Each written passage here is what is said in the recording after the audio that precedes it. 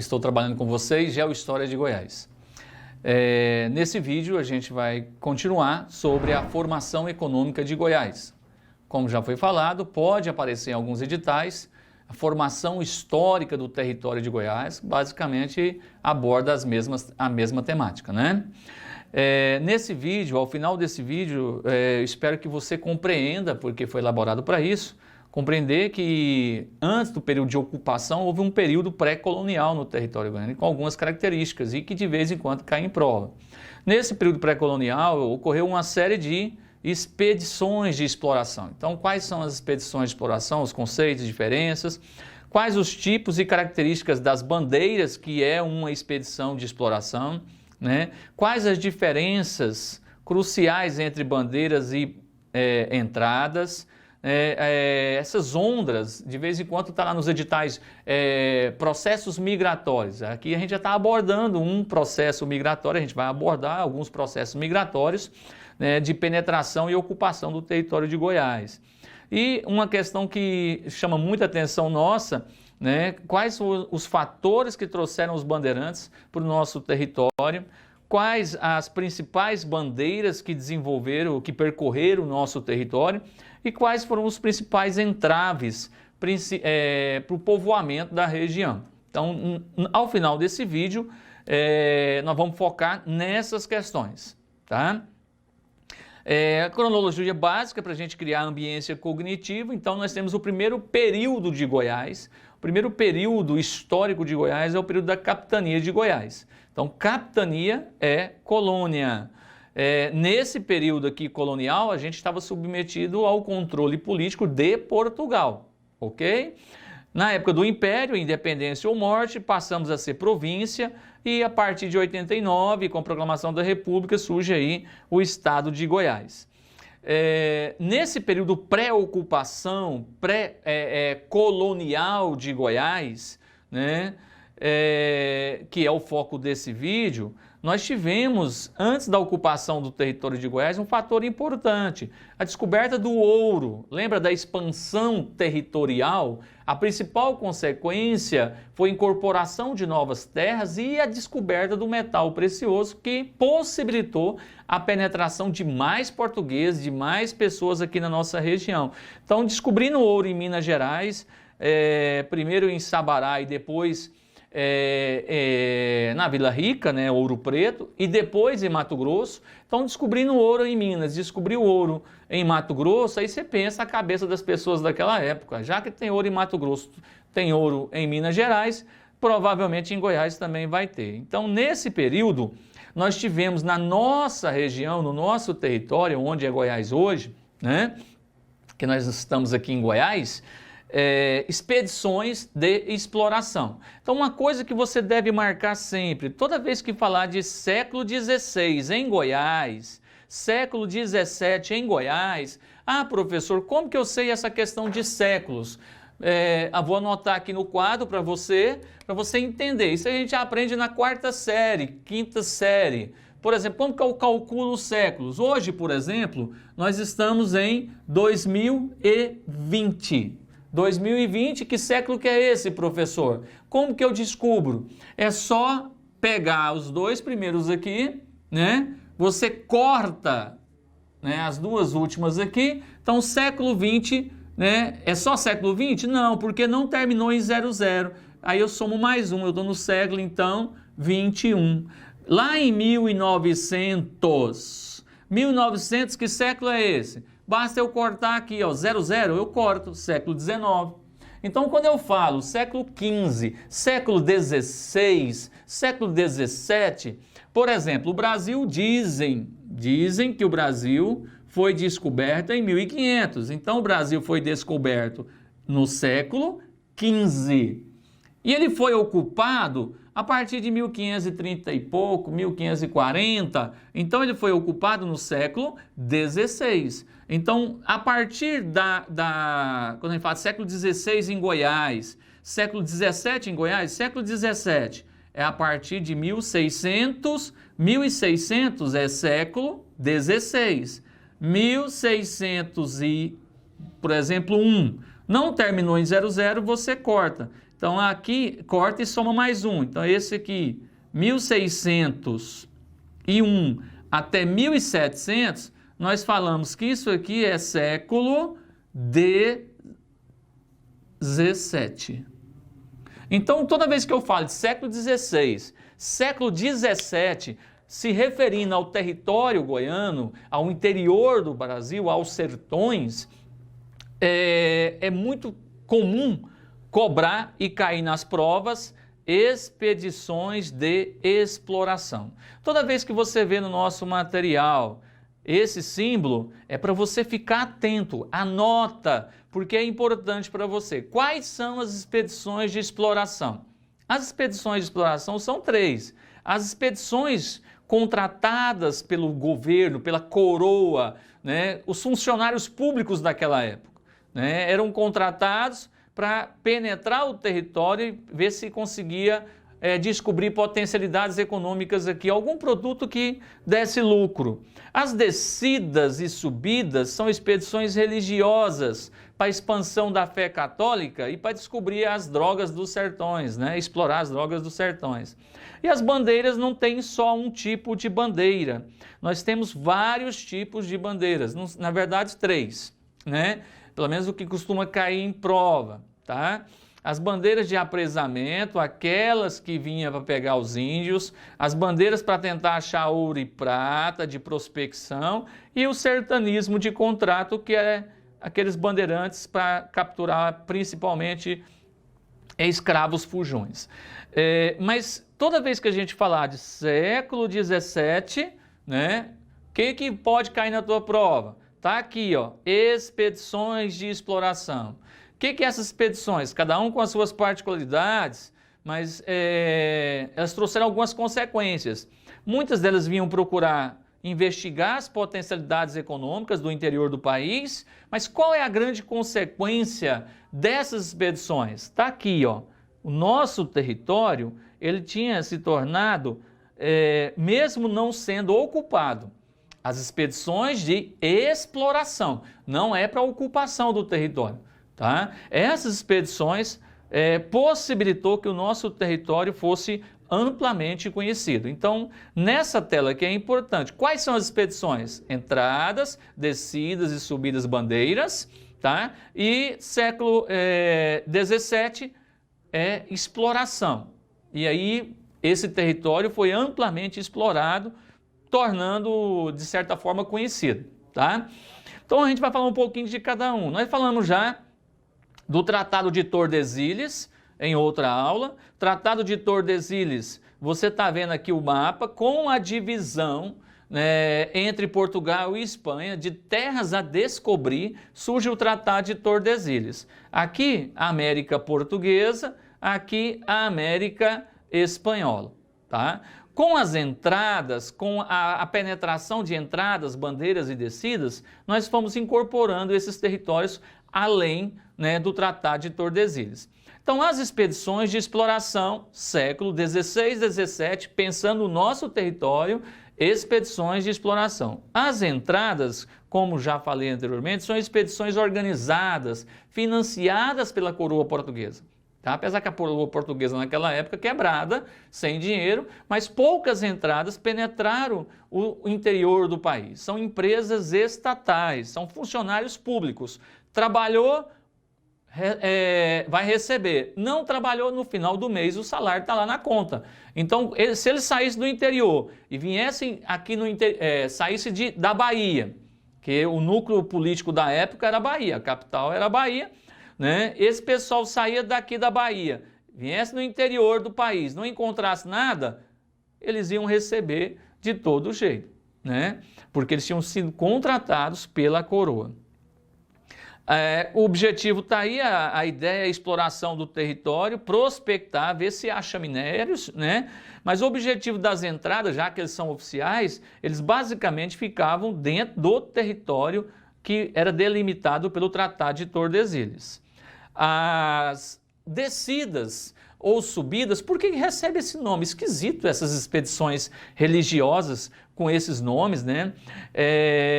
Primeiro, descidas é porque no país, tá? esses aldeamentos. Lá na região norte a gente chama de aldeamento. Os jesuítas ficaram na região norte do país, onde é antigo Grão-Pará, hoje é o Pará, Amazonas. Então esse pessoal ficava na região norte. Então eles estavam no norte, eles desciam o rio Araguaia, Tocantins, ou rio Tocantins, Araguaia. Então eram expedições descendo o rio. Ou eles subiam, porque tinham também aldeamentos, as missões, lá no Rio Grande do Sul. Então, esses grupos jesuítas de padres, eles ficavam concentrados na região norte do país ou na região sul do país. Então, quando eles estavam no sul, eles subiam ao interior dos sertões, né, para capturar os índios e levar para suas aldeias. E quando eles estavam no norte, eles desciam. Né? Na nossa região você vai ter muitas descidas. Eu coloquei aqui subidas só por desencargo de consciência. Na nossa região, no sertão, na região centro-oeste, tá? Você vai ter muitas descidas dos padres que estavam na região norte do país, né, pelo rio Araguaia Tocantins, pelo rio Tocantins Araguaia, em busca aí dos seus índios para promover aí a catequização. Porque o grande discurso era esse, né? Eles criaram um sistema estruturado de aldeias para promover um processo de aculturação. O que o jesuíta fez, os padres fizeram aqui no nosso território. Lembrando a vocês que nós estamos aqui no século XVI. No século XVI aconteceu na Europa o que nós chamamos de a Reforma Protestante. Né? 1517 ocorre a Reforma Protestante, Lutero empina a carroça lá com a Igreja Católica e cria lá as suas teses. E somente a fé salva e praticamente há um racha no mundo cristão. Tá? E na Europa, os evangélicos, os protestantes, né, evangélicos são hoje, os protestantes cresceram demais. Inglaterra, França, Suíça, Suécia. E aí então a Igreja Católica começou a perder espaço, território. Qual era o objetivo de grande parte desses padres sair da Europa e vir para cá? Não sei se você já assistiu D'Artagnan e os Três Mosqueteiros. É um filme inédito que quase não passa na Globo, repete umas 2, 3 vezes por ano. Mas se você assistir D'Artagnan e os Três Mosqueteiros, você vai ver que um dos mosqueteiros é um padre, é um jesuíta. O jesuíta foi uma ordem criada para expandir a fé católica. Você esquece, de vez em quando você vê nos livros de história os padres dessa época vestidos com um negocinho, colocavam um negocinho na cabeça, vestido de a túnica deles, né, a roupa deles é amarrada, que lá não tem nada a ver com jesuíta. Os jesuítas teve uma novela da Globo recente que mostra um padre que andava assim como qualquer outro. Eram padres guerreiros para expandir a fé católica. Tanto é que na nossa região ou é pela cruz ou é pela espada. Ou você aceita, né, o novo Deus ou praticamente você é exterminado. Então esses padres vieram para cá, esses padres guerreiros, militares, podemos dizer assim, em nome da fé, e promoviam através da catequização, né, de uma questão de ensino, né, das primeiras letras, eles também promoviam o ensino do novo Deus. Esqueça Tupã, agora você vai ter que aceitar a cruz. Isso é um processo de aculturação, fazer com que os índios negue, negação, negue a sua cultura e assimile a cultura do homem branco. Tanto é que eles vinham com a ideia de promover a civilização dos gentios. Os gentios eram todos aqueles que viviam aqui, os selvagens. Então, eles tinham essa ideia de promover a aculturação, promover a civilização, levar a salvação para esses índios que estavam aqui, fazer com que eles abandonassem a sua cultura e aceitassem a religião do homem branco. Tiveram bastante êxito, pelo que a gente observa hoje. Então, esses jesuítas estiveram aqui, formando esses aldeamentos. O principal objetivo era expandir dos jesuítas o cristianismo por meio da catequização desses índios, mas Esses jesuítas, esses religiosos, estudiosos, eles eram naturalistas. Eles aprenderam e também queriam aprender com esses índios o poder das ervas medicinais. Ervas medicinais são essas drogas dos sertões, entre outras: cacau, canela, castanha, cravo, pimenta. Nós chamamos as especiarias daqui da colônia. Essas especiarias eram caras na Europa, muito valorizadas na Europa. Tá? Então, além das ervas medicinais, você tem as drogas do sertão, né? Essas especiarias, né? Que a gente tem aqui na América. A primeira, isso muito raro cair em prova, nunca vi, mas é só para conhecimento. O primeiro organizado que chegou, né, no interior do país foi do Cristóvão Lisboa em 1600, século 16, corta um aqui, mais um, século 17. Na nossa região, percorrendo o interior do país, no século 17 nós temos essa descida.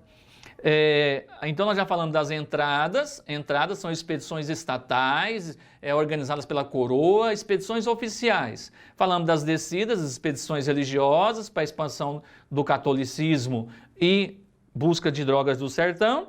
E aí nós temos as bandeiras. Essas bandeiras estão no rol das expedições de exploração, porque essas bandeiras, primeiro, eram expedições militares. Existia toda uma estrutura, uma hierarquia militarizada nas bandeiras, onde você tinha um comando, você tinha toda essa hierarquia militar, né, dentro das bandeiras. É uma sociedade comercial, ou seja, então era uma expedição particular. Tá? Eram expedições particulares, cada um entrava aí com a cota de capital, geralmente número de escravos, armas, pólvora, mantimentos, né, para poder sair lá de São Paulo, porque uma questão que de vez em quando cai em prova: qual é a origem dos bandeirantes? Né? É lá de São Paulo. A origem é lá de São Vicente, grande parte deles de São Vicente, da Baixada Paulista, lá da Baixada Santista, ou nós chamamos Baixada Santista hoje, né? Lá da região de Guarujá, São Vicente. Eles saíam daquela região e adentravam os sertões, chegando até a nossa região. Pensa que loucura, mais de 1.200 quilômetros, tá? Existe uma curiosidade com relação aos bandeirantes. Os bandeirantes, durante muito tempo na história do Brasil, eram tidos como heróis, tá? Nos últimos anos, há toda uma releitura, os bandeirantes são vistos hoje até de certa forma como criminosos, chegando aqui, desmatando, provocando problema ambiental, acabando com muitas nações indígenas, né? Então, hoje, eu sempre falo assim, são homens do seu tempo, mas no mínimo, para sair de São Paulo, lá da Baixada, só quem conhece a Baixada, olhar para aquela serra, transpor aquela serra, transpor aquela mata atlântica e chegar no sertão, no mínimo esse cara era muito doido, era corajoso pra caramba, né? Porque não é uma empreitada, penso eu, fácil, mesmo naquela época. E aí você tem, qual é a origem dos bandeirantes que exploravam as terras goianas? A origem dos bandeirantes, né, é lá de São Paulo, lá de São Vicente, tá? Muitos deles daquela região, tá? Tanto é que esses bandeirantes, em alguns textos, você pode encontrar aí os vicentinos, tá? Porque eles vieram lá da região de São Vicente e ocuparam a nossa região. Então, bandeiras são expedições particulares, organizadas por cotas, tá? É uma expressão do capitalismo que estava surgindo na época, tá? Quais os tipos de bandeiras? É muito interessante porque a gente já conhece alguns bandeirantes. Quando a gente assiste essas novelinhas da Globo, a gente vê lá um capitão do mato. Aquele capitão do mato é tipo um bandeirante, é um mestiço, né, que está ali capturando os negros que fogem daquelas propriedades rurais, que fogem da escravidão. Tá? A gente vai ver, o primeiro bandeirante que a gente costuma ver muito, né, vê muito entre aspas, né?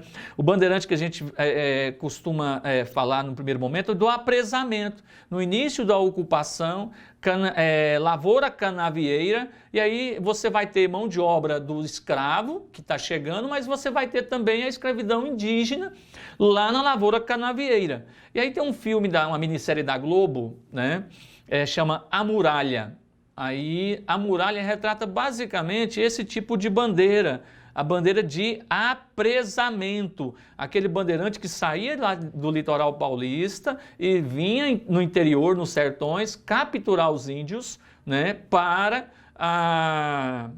servir de escravos lá no litoral. Só lembrando, sertões têm caráter policênico.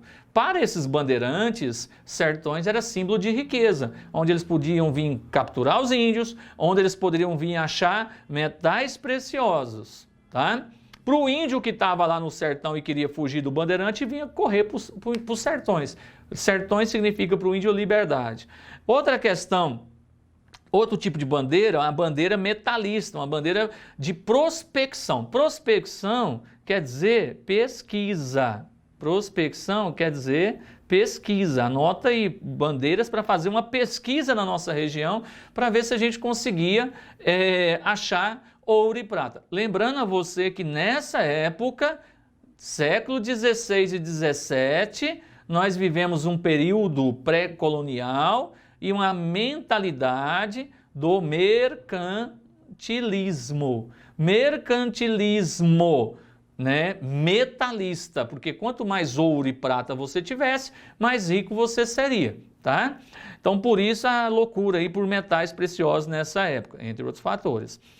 Outro tipo de bandeirante, o sertanismo de contrato. O sertanismo de contrato, porque você sabe que na nossa região teve a escravidão negra, né, aqui no Brasil, e vários negros fugiram dessa escravidão e foram se esconder ou criaram localidades para se desenvolver e se esconder nos quilombos, né? Em Goiás nós temos vários quilombos registrados, tá? E aí então quando você tinha e descobria um quilombo, e aí você queria destruir aquele quilombo, recapturar as suas mercadorias, que eram os negros. Então você contratava um bandeirante, né? O mais famoso dele, o Domingos Jorge Velho. Domingos Jorge Velho, ele destruiu o quilombo do Palmar, né? o quilombo dos Palmares. Então, esses três tipos de bandeiras, só para a gente ter uma noção clara, não existe um bandeirante, um tipo de bandeirante. Você pode ver que nós temos várias figuras, né, que demonstram, né, essas características dessas bandeiras. O que a gente cabe a reforçar é o seguinte: qual a diferença de entrada e bandeira? Isso caiu numa prova para o concurso de bombeiro do estado de Goiás. Qual a diferença de entrada e bandeira? Entrada, expedição oficial. Bandeira, expedição particular. Entrada é funcionário público. Se ele vir no sertão e não achar nada, ele já recebeu da coroa por ter feito essa expedição. Agora o bandeirante, sair de São Paulo, vir no interior do país e não tiver nada, não lucrar nada, perdeu, é prejuízo. Então, era uma das diferenças básicas, né, desses bandeirantes. Geralmente, as entradas, elas geralmente partiam de Salvador, geralmente partiam da Bahia, né, Salvador. Penetração no território, ou seja, está dentro das ondas migratórias que de vez em quando aparecem em concursos públicos, né? As primeiras ondas migratórias, pensa, descobriu ouro em Goiás ou aquela região tem a possibilidade de ter ouro. Então, aí, no início do século, na primeira metade do século 17 para 18, sobre a influência do bandeirantismo e da catequização jesuíta, você teve duas ondas de penetração no nosso território. Está aqui na figurinha, né, os jesuítas descendo pela região norte, as descidas, e os bandeirantes promovendo saindo de São Paulo, passando por onde é Minas Gerais hoje, né, chegando ao nosso território, tá? A marcha pelo ouro é aquela questão. Tem ouro em Minas Gerais, tem ouro, à medida que descobriu o ouro em Minas Gerais, pensa para quem estava lá em Portugal, Portugal quebrado, Portugal sem dinheiro, tá? Tinha acabado de sair da União Ibérica. A União Ibérica jogou o Brasil, a nossa economia, açucareira, ficou em frangalhos, ficou em decadência. Então Portugal está lá sem dinheiro e aí descobre ouro em Minas Gerais, finalzinho do século 17, 1600 e pouquinho aí, 1693. Portugal tinha em torno de 1 milhão e pouco, pouco mais de 1 milhão de pessoas naquela época, tá? Quando descobriu ouro nos sertões do Brasil, 1/3 da população de Portugal saiu de Portugal e veio para cá, né? Então essa região centro-oeste, a região de Minas centro-oeste, nós tivemos aproximadamente nessa época em torno de 300 a 400 mil pessoas que vieram para essa região explorar ouro, tentar achar ouro e prata aqui. Vieram de Portugal para essa região. Então a marcha para o ouro, no primeiro momento, né, o território foi praticamente devastado em todos os sentidos, mas não efetivamente, essa marcha para o ouro não resultou em ocupação. Efetivamente, essa região só foi ocupada com a descoberta do ouro. Por isso que a gente fala, quem sou eu, né, os teóricos falam, os estudiosos falam, que Goiás é filho do ouro. Essa região, ela só foi ocupada com a descoberta do ouro, tá? Quais são os fatores que trouxeram os bandeirantes para Goiás? Essa é uma questão que de vez em quando vem caindo em prova. A última vez que caiu, que eu lembro, foi na prova de delegado, né? Primeira questão, momento político favorável. O momento político favorável trouxe os bandeirantes para cá. Lembra da União Ibérica, tanto que a União Ibérica é importante? A União Ibérica joga o Brasil numa crise econômica. Essa crise econômica lascou o Brasil e aí então os governantes da época, né, aquele sentimento positivo para, podemos dizer assim, incentivar, porque a coroa não tinha grana, mas incentivar essa penetração no território. Então você tem esse momento político favorável. A outra questão é que tinha ouro em Minas Gerais, tinha ouro em Cuiabá. É um percurso longe, né, distante, mas tinha que ser achado um caminho por terra, tinha que se estabelecer um caminho por terra para chegar em Cuiabá, né? Porque para chegar em Cuiabá, o que você tinha que fazer? Você tinha que descer o Atlântico e subir pelo Rio Paraguai. Isso era muito trabalhoso. Então, descobrir novas vias de acesso terrestres até as minas de Cuiabá, né? Crença popular, se tinha ouro, né, em Minas Gerais e tinha ouro no Mato Grosso, no meio do caminho, que é o caso de Goiás, também deveria ter, né? Fora as outras lendas que surgiam nessa época, né, na região mineradora. E o que trouxeram realmente os bandeirantes para o interior do país, né, para a região centro-oeste, um dos fatores cruciais é aqui a Guerra dos Emboabas. Quem são esses Emboabas? Emboabas é o nome que os indígenas deram, né, aos forasteiros. Mas basicamente esse nome era dado aos portugueses que estavam chegando. Os brasileiros que estavam aqui, né, eram homens rudes, eram os brasileiros, os filhos de brasileiros, os filhos dos extratores de pau-brasil, eram homens dessa terra. Aí chegam os portugueses aqui, com toda aquela roupinha europeia, botas, e nas botas, o que os portugueses traziam?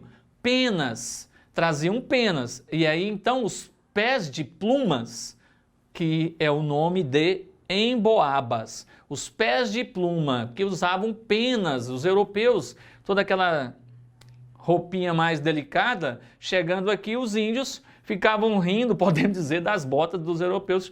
E aí houve uma questão interessante. Lembra-se que a gente falou do tal do mercantilismo, do pacto colonial? Tudo que dava lucro na colônia, isso aqui é colônia de Portugal, tudo que dava lucro, quem extraía? Quem conseguia comercializar? Eram os portugueses. Então, Quem descobriu ouro em Minas Gerais? Quem descobriu ouro em Minas Gerais foram os paulistas. Mas quem é que veio explorar? Quem é que veio controlar? Quem é que veio gerenciar, lucrar? Paulistas é colono brasileiro, são brasileiros.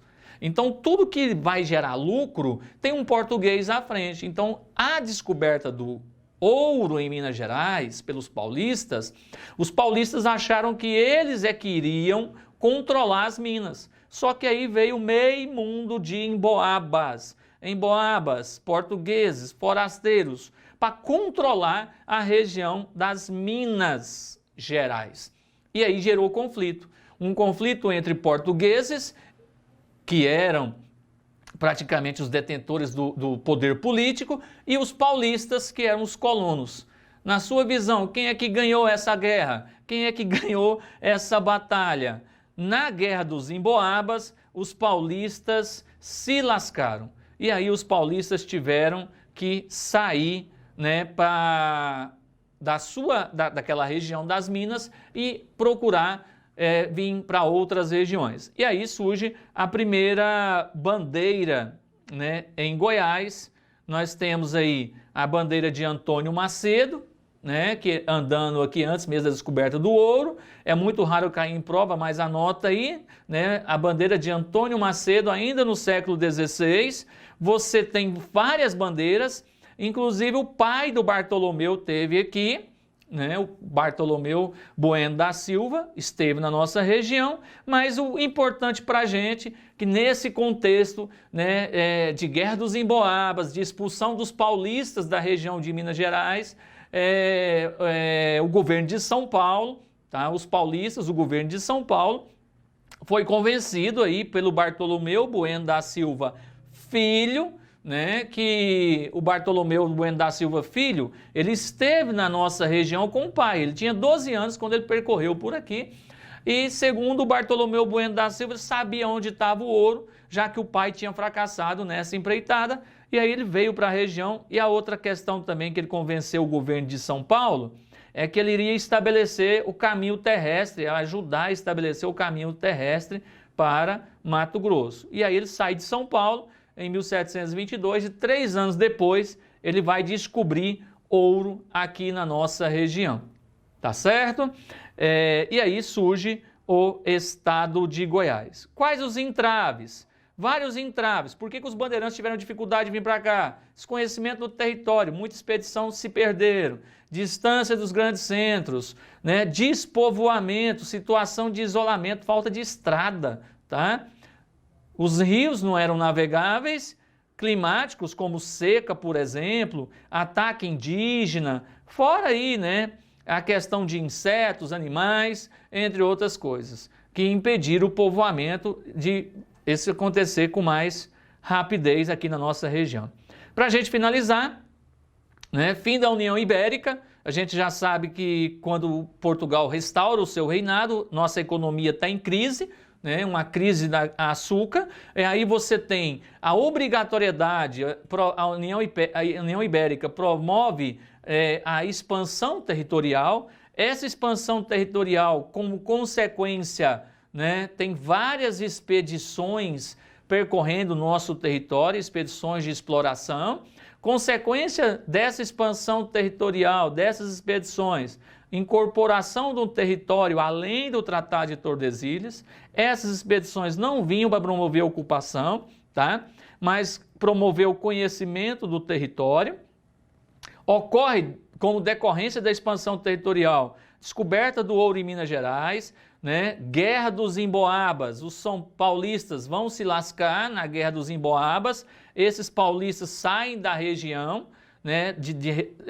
Tem que achar novas regiões mineradoras, porque os portugueses é que vão manter o controle da região das Minas Gerais, descobrem ouro em Mato Grosso, os bandeirantes paulistas, e aí, descobrindo ouro em Mato Grosso, cria toda uma crença popular que na região de Goiás também tinha ouro. Descobrindo ouro em Goiás, aí surge Goiás. Goiás é filho do ouro, graças a seu fundador Bartolomeu Bueno da Silva Filho. Ok? Então encerramos mais essa videoaula, onde foi abordado aí o período pré-colonial, antes da ocupação do estado de Goiás. Aguardamos você então na próxima aula.